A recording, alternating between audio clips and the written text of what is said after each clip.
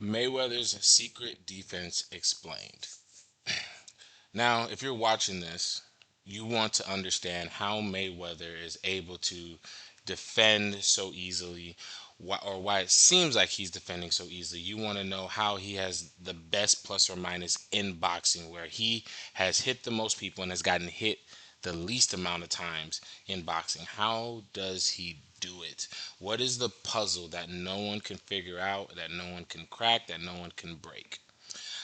I am not going to tell you right now that I have it all figured out, but what I am going to tell you is that there are certain keys that we can watch and see that Mayweather does. Key tendencies, right, that will help not only you understand what Mayweather does, but it can also help you improve your game. Without further ado, let's get into this. So we have Sugar Shane Mosley versus Mayweather. This is going to be round 7. All right. A couple things that I want us to notice on defense in particular. All right. Everyone wants to say that Mayweather does the Philly shell, but you can literally see right here that we are in a high guard position. Okay. Now, why is a high guard position so important? Well, it gives my opponent a different look. So if you were to think about basketball or football, right? In football, they have different covers. In basketball, they do different zones, man to man. Based upon what the defense is doing, it can dictate what the offense is going to do. Now, the smart thing to do is that if you're on defense, such as Mayweather right here, if you're in a defensive stance here, right, you are showing your opponent what they can throw and what they shouldn't throw from this position. Okay, let's continue.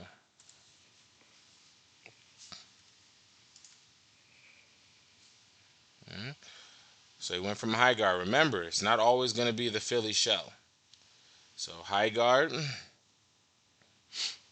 saw a feint there to get our opponent to react. All right, so the punches got through. Let's look at this one. Let's look at this. So he had a loose high guard. Jab gets through. Right hand almost lands. Right hand touches a little bit right there. Okay, so then what is the response?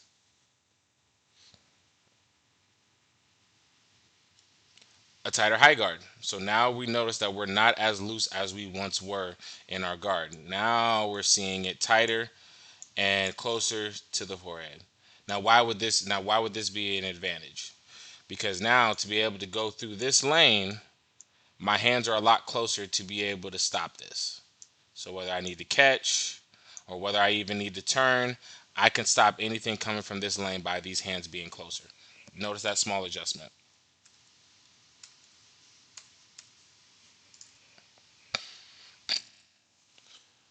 Oh, and then we now go into a Philly shell. So we were just in the high guard for the first 20 seconds, for the majority of the first 20 seconds of the round, and we can say that it was a loose high guard at first, and then now he went into a tighter high guard, and now we're going into the traditional Philly shell. So when people are saying like, "Oh yeah, he's in the Philly shell the whole time," well, we have to look at the facts. Is that we went 20 seconds without going into the Philly shell. That's a decent chunk of the round before we even went in here.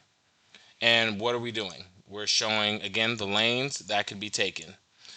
Now notice how this shoulder is up, right? So if you know anything about the Philly shell, you know about how the shoulder can be able to defend the right hand. It can defend even against the lead hand, and you have the right hand for the hook, or you have it for the jab, so on and so forth, right? But this key thing that we're going over is that you can change your guards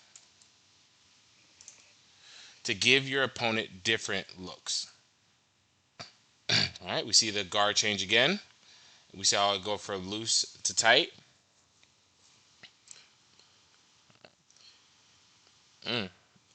This is beautiful. If you can pay attention to this and you can understand these couple seconds here.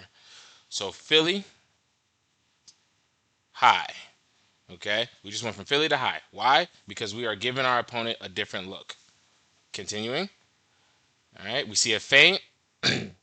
Went into the Philly shell, then back to the high guard, and then attacked right off of that. Nothing lands cleanly, but we got our opponent to back up.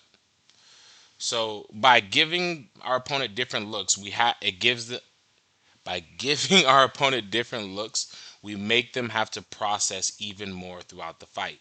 The more they have to process, the slower they go, and the harder it is to actually make solid decisions.